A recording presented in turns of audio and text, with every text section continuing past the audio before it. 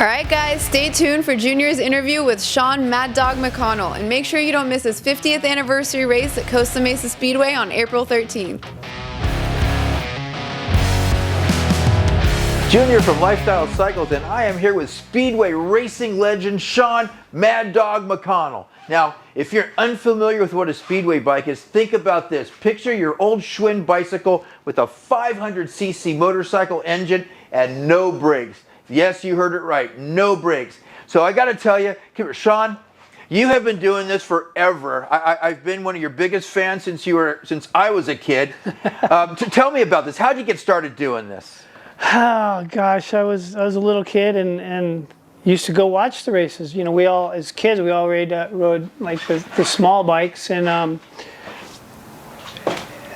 went to Costa Mesa and watched the guys there, and they were like superstars. The girls were throwing themselves at them. They were making tons of money. I mean, they were rich. They were like celebrities.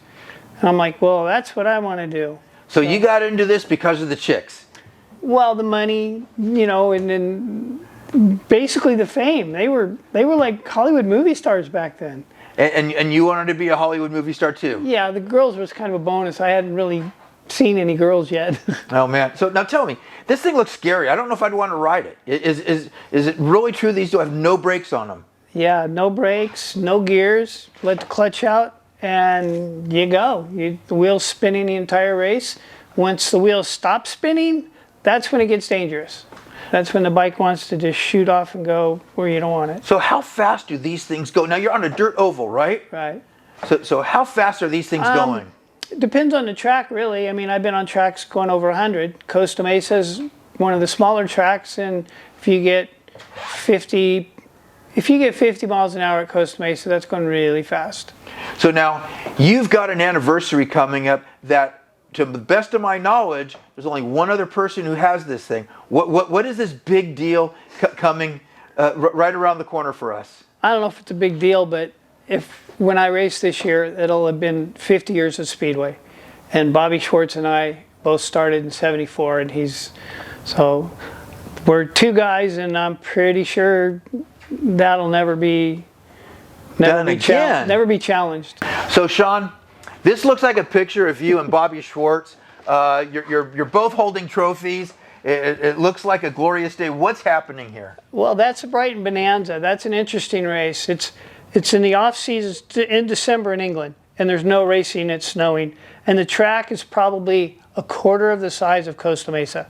So this is a little track. It's a tiny little track, and I did it, I think 11 years, and Bobby and I won I think 4 or 5 times we won the Paris Championship doing that, and you know, winning that. I won it 5 times out of 11 years, so that's a pretty big deal. So that is a big deal, and this is the guy that's also going to have a 50th racing anniversary. Yeah, we're the super old guys. But here's the cool part. So fast forward, okay, you're racing this bike, and I got to tell you, this thing looks scary. This thing's primitive, yes. Okay, and so these things have evolved, right? Not a lot. There's just been a few changes as far as motorsports. Speedway bike, in the big picture, has made a couple small changes, and that's really it. Okay, well, so I'm going to point over here to this bike, okay? So let's walk over here. So this is an upright. So now compared to this bike, that again looks scary to me. You've got this, and now this looks kind of high tech. It is high tech. It's way more expensive. Like the uprights in those days, they didn't rev real high. This motor revs to the moon because of the lay-down configuration. The bike drives way harder. Everything costs more because the motors don't last as long. But the best thing out of all Speedway that ever happened to them was the front end. Now what's different about this front end? What makes it special? It's a leading link. By having a leading link front end, it gives you suspension. Those, basically 2 springs, boing, boing, boing. You get the flex, everything. But once that came up, my ideal bike would be like upright, a newer version of this with that front end. I have one at home, love it. So fun to ride. So now when you're getting ready, I've seen you at the track. You become a completely different person. Shawn McConnell turns into Mad Dog. Okay, so Shawn, you get ready to start the race. The bike is running. What's going on in your mind? A really big calm, if that makes any sense. Once I get to the point, I put my helmet on, sit on the bike. Everything goes away. I'm not thinking of anything. Everything's quiet. I go to the line. I'm not focusing on anything. I'm just looking to the start, and like it's a huge calm because I get to the point where I'll start yawning. Like I'll go out for the main event, the biggest race of the whole night, and when I was in my prime, guys would see that. They go, "Oh, he's relaxed. We're screwed," and they would say that because before I put my helmet on, I did a big yawn and then put my helmet on. They knew he's relaxed and he's ready to go. So no one else is there. In your mind, you're getting up to the starting line. You're about to crack this thing open, tire spinning. You're elbow to elbow, handlebars to handlebars, and to you, in your mind, there's no one else there. Yeah, it's a calm I can't explain. I don't know if anyone else has that theory. You know, a lot of guys get nervous the whole time, and I don't. Once I'm there, there's no nerves. It's game on. Yeah. It's just you and the dirt and the fans, and you're just riding. Yeah, I can't hear the fans. They always talk about, "Oh yeah, we're yelling for you." It's like I can't hear anything. I'm concentrating on what I'm doing. I can hear you after the race. Now, let's talk a little bit. Let's go back in the time machine a little bit. Your dad has been a huge part of your racing career. When I was a little kid, I remember him push starting you and getting you going. And was he your mechanic? What did he do? Because I know you guys are so tight. Well, he did everything. I mean, he's the reason I'm racing. He raced when I was a kid, little kid, and then he got hurt his knee. So your dad raced also? Yeah, okay, not Speedway, not Speedway, but he was a good. I mean, yeah, he could have been pro. He was that close. He was ahead of a lot of national dirt trackers at that time, but he got hurt, and then it got to that age. I was a few years old. It's like, okay, I got to pick. Am I going to make a living at this? So he got a job, and so that was it for his racing. And then when I was a kid, riding a little mini enduro, like a little one like that, he. So that was your start. The picture over here with you, and it looks like you're pulling a wheelie. Well, no, I'm just going over a jump. Okay. Yeah, just at Trojan Speedway actually in Southgate. That was probably one of my first races. Yeah, you look like a little kid here. Look at this. I'm such a little kid. So I mean, everything there, I'm 15 or younger. And was it working? Were the girls all over Mr. Mad Dog? Once I started Speedway, I mean, the regular racing, they didn't even know who I was. I mean, there was no crowds. But once you went Speedway, there were thousands of girls, and they all wanted to hang out with the Speedway Riders. Now, one of the things I've noticed, and it's one of the things I like the most about you, is after the races, the pits are open, everybody's going down, they're looking at your bikes, they're looking at your pit, and you sit there and you have a line of fans, and the line of fans is not just kids, it's young people, old people, everybody wants your autograph, and you will sit there to the very last fan gets to talk to you and take pictures with you. Well, that's important. They're all there to watch the races and see people, and if they're there to see me and paid good money to get in and watch, the least I could do is acknowledge them, sign a program or hero card or whatever. I mean, the only reason people like me is probably that reason, because I'm not winning much anymore, but I mean. Well, no, you're a contender. No, you're giving them a run for their money. Well, all these kids I trained are kicking my butt on a fairly regular basis. I get lucky once in a while. Now, you're mentoring kids as well, aren't you? Yeah, not as many now. I mean, I got a whole book of kids that I sponsored through the years. I mean, probably at least a dozen kids that hooked them on bikes and sponsored them, mentored them. But yeah, at this point, the younger guys are doing it for the kids now. Now, one of the things that you are famous for, And you know, I always just love to watch it. Every time you won, and let's go over to this thing here. And this is typical Mad Dog out there. You're riding a wheelie, one-handed, holding up the checkered flag. Now, what's going through your mind right there? Not a lot. It's like, okay, I'm celebrating. I got to do something I don't normally do. You know, it's something a little extra. See, maybe this time, see what I can do that no one's done yet. You know, like actually this one here, you know, I've yet to see anybody else do that.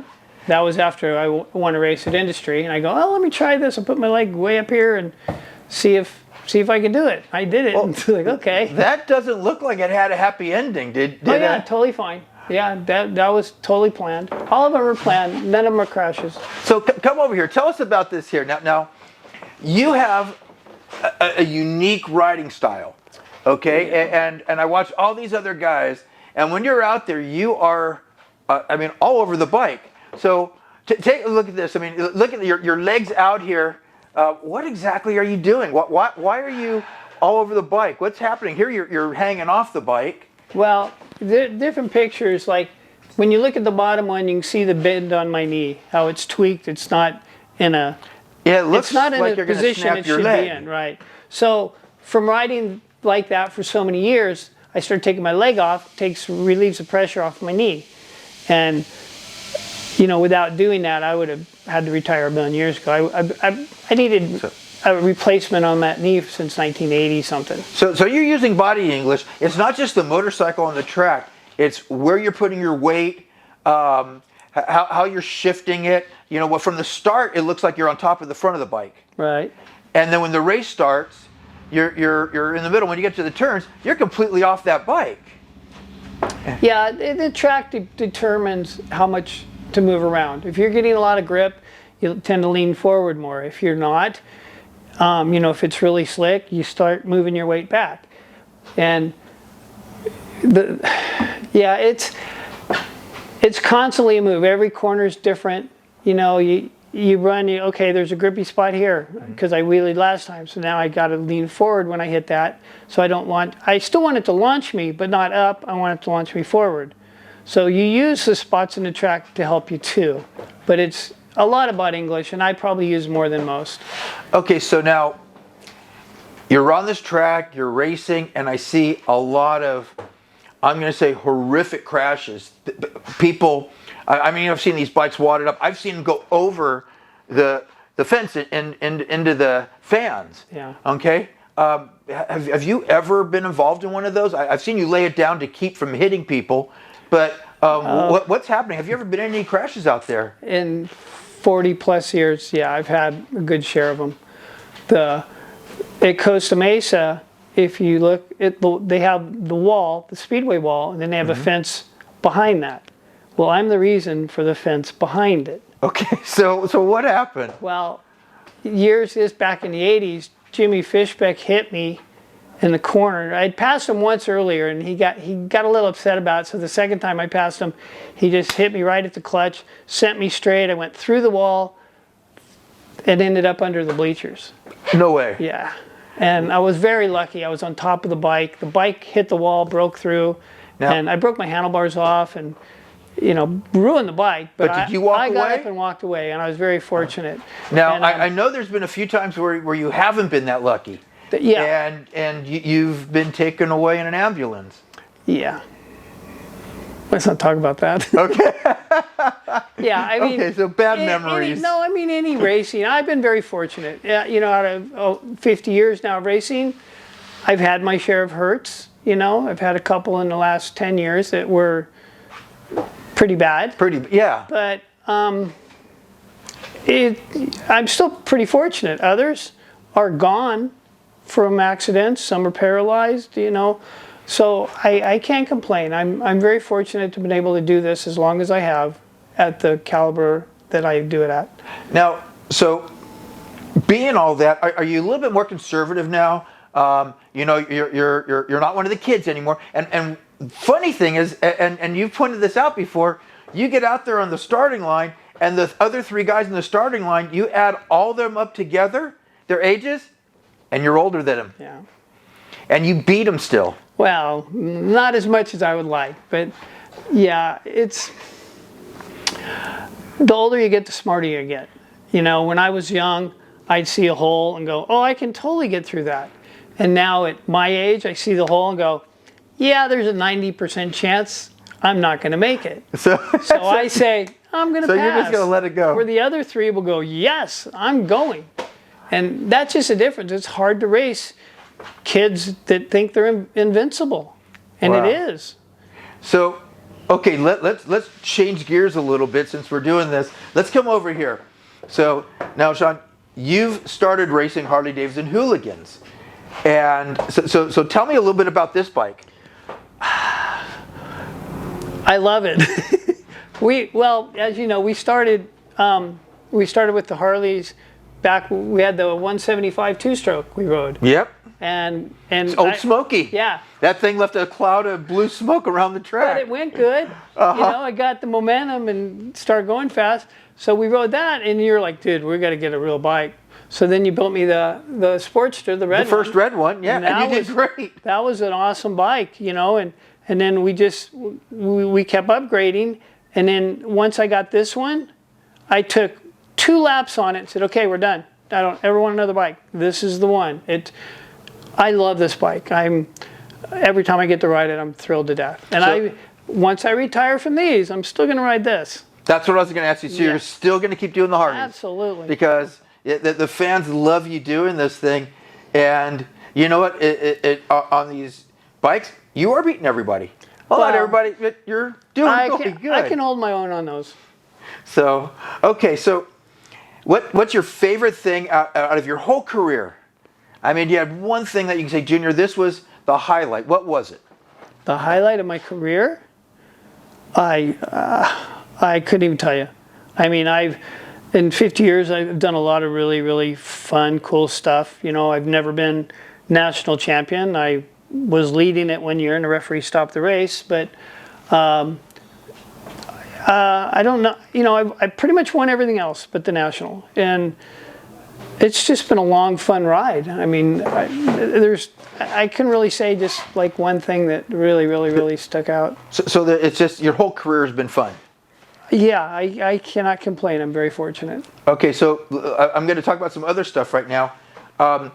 You had another honor. Not only are you having your 50th anniversary, but you were inducted into the Trailblazers Hall of Fame.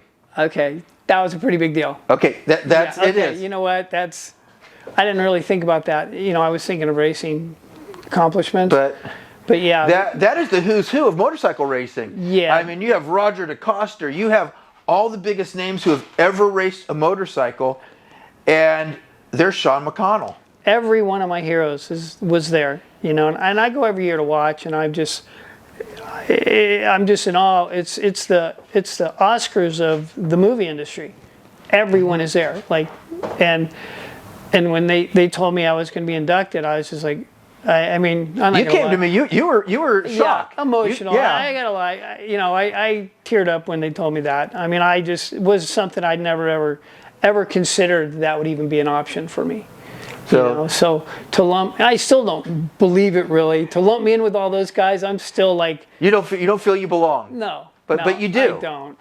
You know, those guys are just all superheroes, and I'm just a lucky guy. And has there ever been, I think maybe one other Speedway rider that's been inducted? Are there any others? There's been a few, yeah.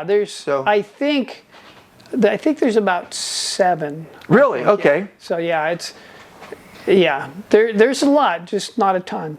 And again, you said it's like getting an Academy Award. Yeah, absolutely. In the motorcycle world, to me, there's no greater honor, because you're basically voted in by your peers. You know, there's a board of people that decide. And they chose you. Somehow. Yeah. Wow. Wow. Yeah. Okay, so now I'm going to ask you some other stuff. I'm going to get personal here. Okay? Rumor has it that you have a 150-pound pig that sleeps in your bedroom. If she wants. I mean, she comes through the doggy door like any of the other animals. But yeah, she comes in. Does she get on the bed? No. Okay. She stays on the floor. She sleeps on the floor. You know, she knows she's not allowed on the couch or anything. But yeah, she she's been very needy lately. She comes in every night, wants me to scratch her and pet her for a while. So, and also, okay, let me talk about the Mad Dog Farm. Okay, I believe you have the wife's farm I live at. A dog, a raccoon. Yeah. I know you've had a skunk, cats. All rescues. Every animal's a rescue. And so you take these animals in, and you fall in love with them. Okay, well, your wife falls in love with them. Yeah. And now you have the Mad Dog Zoo. Pretty much. Pretty much. Yeah, it's hard to get her not to bring animals home. And so you go home, and how do you feed all these things? It's a routine. I got it down pretty quickly. You know, the pig gets fed first, just because it takes her longer to eat. And if she doesn't finish, then the other dogs will kind of go after her food. So I give her time to eat, and I feed the caged animal later. But yeah, it's not bad. Okay, so now another thing. I'm just thinking about all the things you've done. You've been a stuntman too. Yeah, 20-something years I did that. And what kind of stunts did you do? Crashed a motorcycle at 60 or 70 miles an hour. T-boned a car with a guy on the back and flew into boxes. That's on YouTube. You can see that. I did a stunt show at Universal, riding motorcycles. I've done, I can't even tell you how many movies I've done, and commercials, music videos. I mean, for 20 years, just did whatever it took. You know, and it's not always crashing. You know, a stunt guy, it's like in shooting guns, anytime you're shooting guns or falling off of buildings or something. But a lot of the stunt work is, you know, driving around the corner and not hitting the camera, not running over the actor, but being sideways and getting through there. And, you know, that's a lot of And you've done this in cars too, not just motorcycles. Yeah. Well, yeah, I mean, the motorcycle stuff's not as fluent as the car stuff. But motorcycle guys always make good car guys. So and why is that? I don't know. Being a motorcycle guy, it's easy to me. you just make it happen. Yeah, you just do. I mean, a car's just bigger and less responsive than a motorcycle, so it's easier to me. I mean, you just go out there and make it happen. There's a lot of good bike guys in the movie industry. A lot of good bike guys. Now this is really, really super cool. Speedway season is about to start. April 13th. That's going to be your anniversary. It's going to be a big day. We're going to make it a big deal. Costa Mesa Speedway. There's going to be, I understand, special T-shirts being made, hats being made. You're going to be throwing fans T-shirts. And how are you going to feel? You're going to be nervous. When you get out, it'll be your very first race, start of the season, big deal, number 50. Well, I mean, once I'm there with my helmet on, I'll be fine. But going up to that point, because every year now, it's a little different. It's like, I'm a little older. You know, do I still have it? Every year I do it. It's like, man, I'm going into this. I don't know if I still have it. If I don't, I'm quitting. But I do it, and I'm like, okay, yeah, you know, I felt good. So same deal. If I go there and I can't get out of my own way, it might be an early season. You know, if I can ride the thing the way I need to, then, you know, I'll stay. But no matter what, even if you decide to stop doing this after 50 years, you're going to not stop. Absolutely. So you're going to be doing this till you're 80 years old. Well, hopefully. Okay, cool. If I can physically do it, yes. Right on. Is there anything else about Shawn Mad Dog McConnell that the fans want to know about? I don't think so. I don't know. Okay, he's modest, he's humble, and he's fast. Okay? And old. And old. Okay.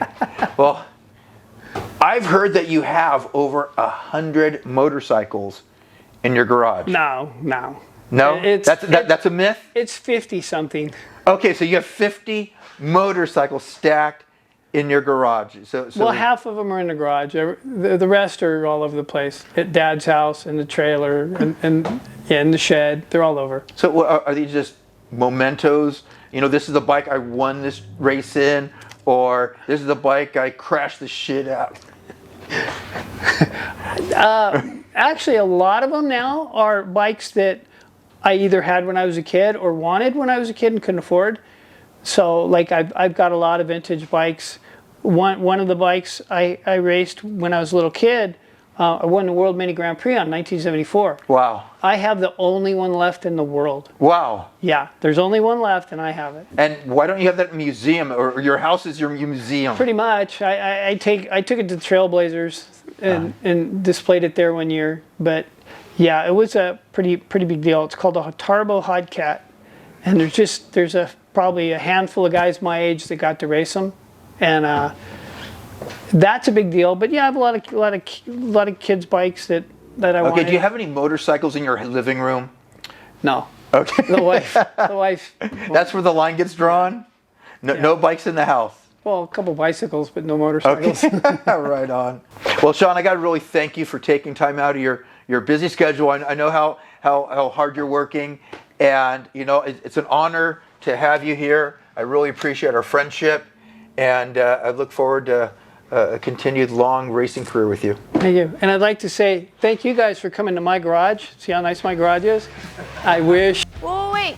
Don't go anywhere until you like and subscribe to make sure you get notified every time we post our how-to videos, our product reviews, and all of our amazing interviews with your favorite racers and industry icons. I'll see you guys next time.